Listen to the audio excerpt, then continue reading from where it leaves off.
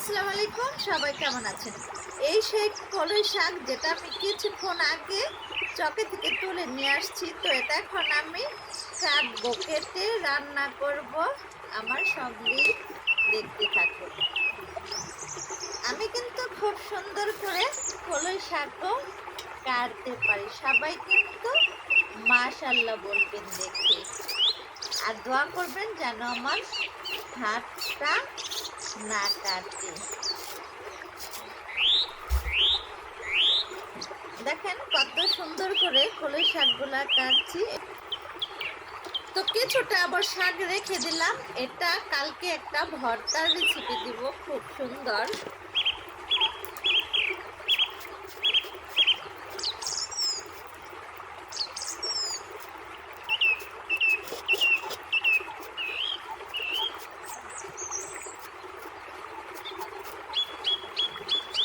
তো সঙ্গে কিছুটা পেঁয়াজের কুলেও দিয়ে দিব শাকের সঙ্গে। এটা দিলে শাকটা খেতে আরো বেশি ভালো লাগে। আমি এগুলো দিয়ে অনেকবার খেয়েছি। আবার এটার সাথে ছোট ছোট করে সিম কেটেও দেওয়া যায়। তো আমি বেশি দিনে অল্প পরিমাণ দিলাম, বেশি দিলে আবার ভালো লাগবে না। তো এই তো আমার শাকটা কাটা হয়ে গেছে, এখন এটাকে ধুয়ে নিয়ে আসবো। তো এখন আমি শাকগুলোকে ধুবো, অনেকটা পানি নিয়ে নিয়েছি। এই শাকগুলা এবার এটার ভিতরে দিয়ে দিলাম। এই শাকগুলা চকে থাকে তো তেমন একটা ময়লা নেই, পরিষ্কারই।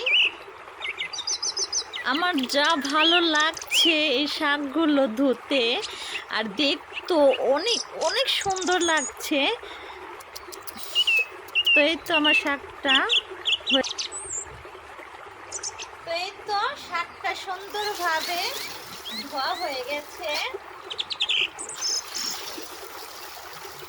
এখন চলেন রান্নাটা দেখবেন। তো শাকের জন্য আমি একটা পেঁয়াজ কুচি নিচ্ছি।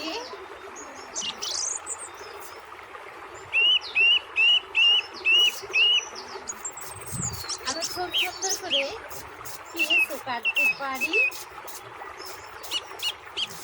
এই তো আমার কাটা হয়ে গেছে।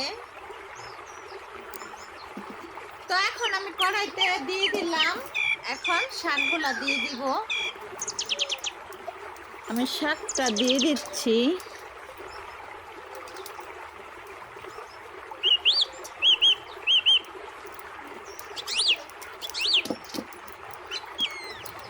তো আমি কিছুটা পেঁয়াজ দিয়ে দিলাম, তারপরে দিয়ে দিব একটু লবণ আর অল্প একটু মরিচ দিলাম, বেশি ঝাল দিব না।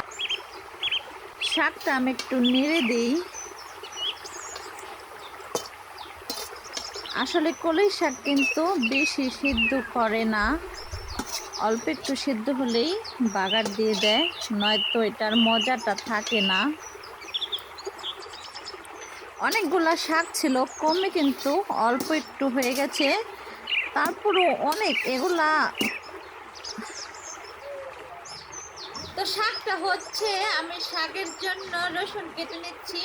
এটা দিয়ে শাকটা বাগার দিব, রসুন ছাড়া তো আবার মজা লাগবে না। এই তো আমার কাটা হয়ে গেছে। তো শাকটা হয়ে গেছে, এটা এখন আমি নামিয়ে নিচ্ছি।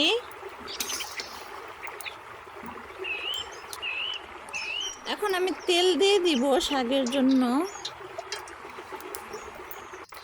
এখন একটা শুকনো মরিচ দিয়ে দিব। মরিচটা হয়ে গেছে, এখন দিয়ে দিব রসুন আর কিছুটা পেঁয়াজ।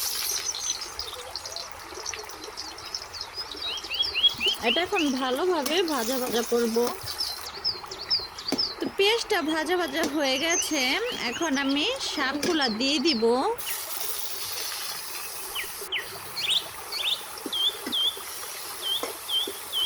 এখন একটু নেড়ে নিই।